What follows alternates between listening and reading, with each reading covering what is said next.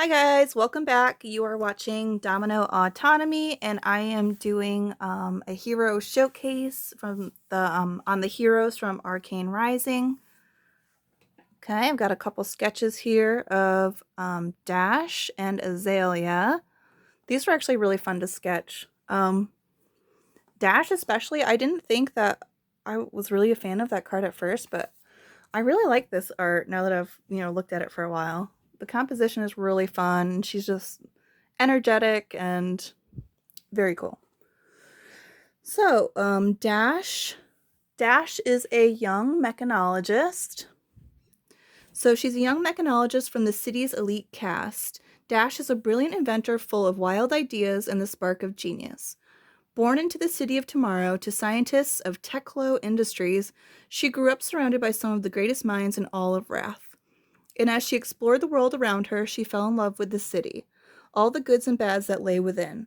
Stubborn and rebellious, Dash's energetic nature often gets her into trouble. Once she has an idea, it's nigh impossible to dissuade her.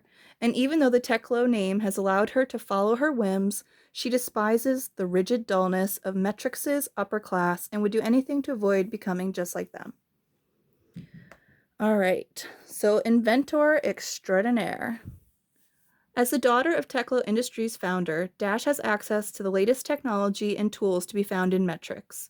Despite the wealth of resources at her disposal, Dash finds inspiration from experimentation with odds and ends she comes across in the midtown markets and junkyards beyond the city limits. Pedal to the metal. While Dash's parents wish their daughter would enjoy the comfort and safety of the elitist life in the spires of Teklo Industries headquarters, Dash would rather strap on her steam-powered exoskeleton rig and run amok across the midtown markets. Boost your way to victory, but keep an eye on your tank, aka your deck, because there's nothing more frustrating than running out of gas with the finish line in sight. So right away, she sounds so cool. Power of steam. Mechanologists are driven by the pursuit of alternative energy sources to take the city of Metrix to the reaches of tomorrow and beyond. Metrix is in the age of steam, which Dash uses to power many of the contraptions she invents and uses. Steam items are able to be charged up, converting energy to steam, which can be stored for efficient future outputs. I love how they have really detailed backstories. Like each and every hero is so unique. Okay, so then we have Azalea, who's also she's so gorgeous. And I put this silly little joke. My eyes are up here because when I was sketching, I started at the bottom, and I'm doing this with a pen, and I didn't really mark out where everything should be. And by the time I got to the top, I had no room for her eyes. So just a silly little joke because clearly everyone else is focused on something else. So we have Azalea. Azalea is a ranger. Okay. Azalea is an obsessive, self-serving contract killer from the depths of the pits. She sounds really cool. Really badass. Working out of the Blackjack Tavern, she carefully selects each contract, going to great lengths to coordinate a flawless execution. Azalea has carved out a reputation for herself as one of the best contract killers, determined to stay one step ahead of the competition. A life on the streets has made Azalea cynical and restless. In the pits, anarchy reigns supreme, and a single mistake can mean the difference between life and death. Even though she has come a long way, Azalea has yet to realize that she is just one small cog in the giant, decrepit machine of the pits. So her hero highlights, first off, is bow and arrow. She has this super sick bow here, and her arrows are up here in this little pack. The tools of the trade. Use your bow to load arrows into your arsenal and ready, aim, fire. Azalea's signature bow, Death Dealer, allows you to draw a card whenever it loads an arrow, or you load an arrow, ensuring Azalea always has one more ace up her sleeve. And then Kill Shot. One shot is all you need. Take your time, set up your position, and shoot to kill. Use effects to set up the top of your deck with Azalea's hero ability to guarantee your kill shot hits the mark. Azalea's ability to give her arrows dominant to give her arrow The ability to give her arrows dominate is deadly when combined with effects that increase the power of her death whistlers. All right, so she definitely sounds like she will kick your ass. Yeah, so I definitely love these two characters in Arcane Rising. I think these are my two favorites. I guess I'm more drawn to the girly stuff. I think that's just my nature. All right, so we have Viscerai, Runeblood, and Kano, Drakai of Aether. So Viscerai. All right, so I've got Viscerai and Kano. Kano's head, for some reason, is so tiny. And of course, when I was drawing Viscerai, I ran out of ink in my pen, so I had to grab another pen. So they don't match in color, which is kind of annoying if you nitpick little details like I do. All right, so we've got Viscerai Runeblood. He is a rune blade. So Viscerai is the first of his kind, an Arc Knight. Oh, this guy has really interesting lore.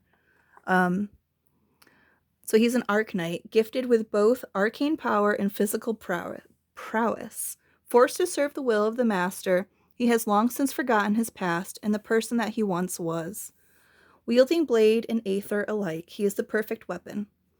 As his creator searches for a way to bind Viscerai to his will, the secrets of the demon mastery threaten to spill forth as the ancient powers within stir once more.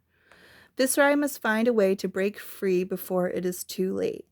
So he's one of the characters that I'm really interested to find out more about.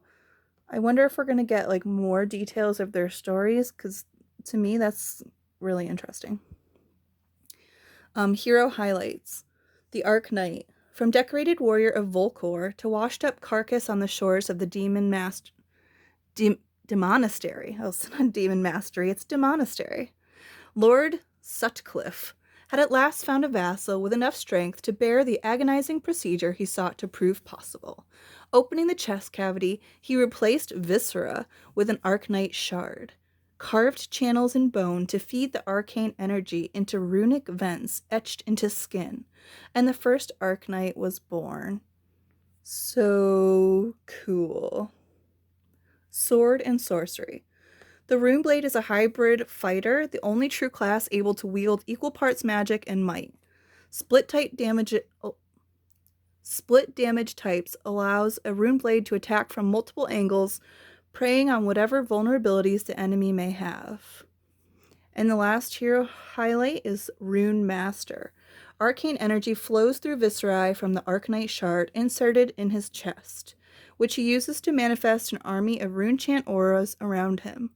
They wait poised for the strike of their commander's blade to unleash piercing arcane pain on the target. Very cool. I think that it's like one of my least favorite sketches, but I really like his backstory. So last, I've got Kano, Drakai of Aether. So he's a wizard. He definitely looks like well decorated. Like his suit is very elaborate. He seems important. Okay. Descended from nobility, Kano was born with the power of the dragon's fire within his veins. Let's see, I think I'm losing my page here. Able to shape the flames from the instant he drew his first breath. A cunning trickster, yet undeniably gifted with a connection to Aether. He is both admired and scorned by the other Lord Wizards of the Court. I swear it was going to say Wizards of the Coast. Wizards of the Court. As a member of the royal court, Kano must inevitably take on his duty and accept his place amongst the Drakai. But Kano, he'd rather focus on exploring age-old tomes in the deepest recess of the libraries or hidden within ancient catacombs, for spells and tricks to control and amplify his flame. So this is his flame. You can barely see it. That's his flame. Okay. So his hero highlights Aether to Arcane. Aether is the central knowledge base of all arcane arts and wrath, which Kano draws from to summon arcane damage amongst his other wizardry. Unlike melee fighters who trade blows using the combat chain, Defending arcane damage requires energy to be channeled through special equipment or items with arcane barrier, or to use damage prevention effects. His second highlight is the Master of Time. Kano is the first hero of Flesh and Blood who is able to play the game at instant speed. Cool, I didn't know that. And playing games with his enemies and allies is what Kano lives for. An opponent who takes one step too many pushes when they should hold, is overzealous in their onslaught, may find their jokes on them before they know it. And the last one is Dragon Blood, which sounds really cool. Only those with the blood of the dragon can hold a position of Drakai in the royal court of Volcor.